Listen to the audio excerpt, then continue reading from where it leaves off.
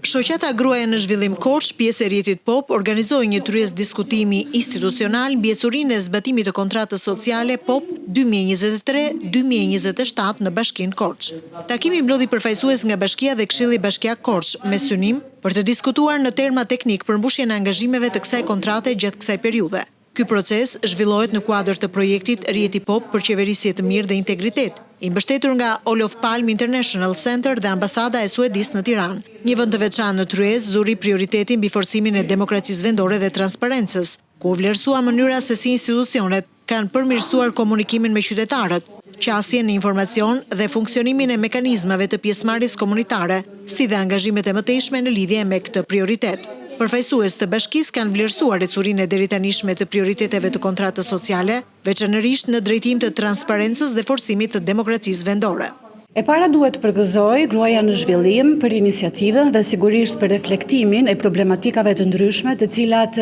në takime të tilla duhet të evidentohen. Është bërë një punë shumë e madhe, por pa diskutim që duhet ende të plotësojmë disa nga nevojat bazike të themi të qytetarëve, një ndër të cilat është edhe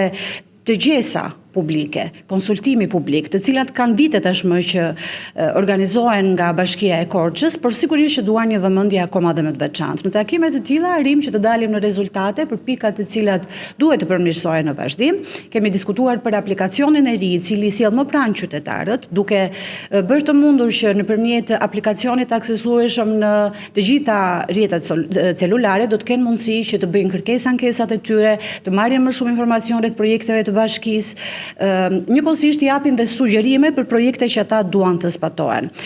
Kemi disa strategji të cilat janë në diskutim për të vënë në zbatim, shpresoj që shumë shpejt të gjejnë zgjidhje për të qenë më pranë qytetarëve, më afër problematikave të tyre, pasi sigurisht që